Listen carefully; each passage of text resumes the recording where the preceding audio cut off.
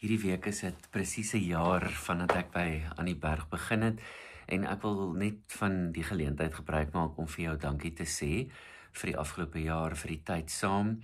Ek dink nogal gereeld na oor, wie weet wat dit behels om 'n predikant te wees, die aard van die beroep, mense verantwoordelikhede en die verpligtinge wat jy het.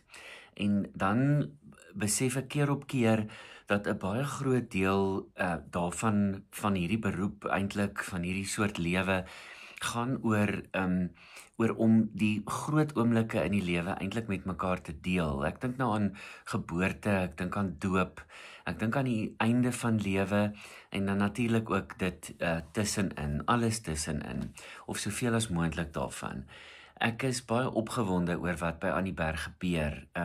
Dit voel regtig vir my asof die Here met ons besig is, ons help, ons rigting gee, ons inspirasie gee, energie gee, en vir dit is ek ongelooflik dankbaar. Maar vir jou wil ek sê dankie. Dankie vir jou meelewing, jou ondersteuning, jou geduld met my, jou begrip. En ja, ek wil net sommer sê ek waardeer dit baie. Dan wil ek vinnig gesels oor Paasnaweek. Op hierdie stadium beplan ons vir die donderdag aand voor Goeie Vrydag 'n korterige tennebrei-diens. Nou, tennebrei is 'n ou Engelse woord wat donkerte of duisternis beteken, so ons kan dit ook 'n donkerdiens noem. So die donderdag aand voor Goeie Vrydag, dit is die 17de April, gaan ons 6:30 die aand 'n tennebrei-diens of 'n donkerdiens in die kerkgebou hê. Dit sal ongeveer 30 tot 40 minute duur, so dis nie 'n lang diens nie. En dan natuurlik Goeie Vrydag, die oggend 9 uur gewone tyd, is dit nagmaal met 'n Goeie Vrydag diens.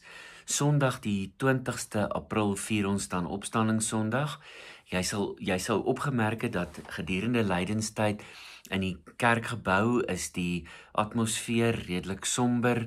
Daar's nie baie helder blomme en so aan nie, maar op Opstandingssondag gaan ons 'n groot fees vier. Ek besef ons bly in die suidelike halfrond, natuurlik. Dit is nou herfs en dit is besig om winter te word. So dis nie soos in die noordelike halfrond waar mense die lente vier en die lente geniet en daar spontaan in die natuur helder kleure ontspring nie. Maar ons gaan desnieteenstaande op Opstandingssondag gaan ons helder kleure aantrek en ons gaan blomme kerk toe bring. Enigiets wat 'n helder kleur het. En ons gaan sommer net 'n groot viering daarvan maak. Die musiek gaan wonderlik wees oor die hele naweek.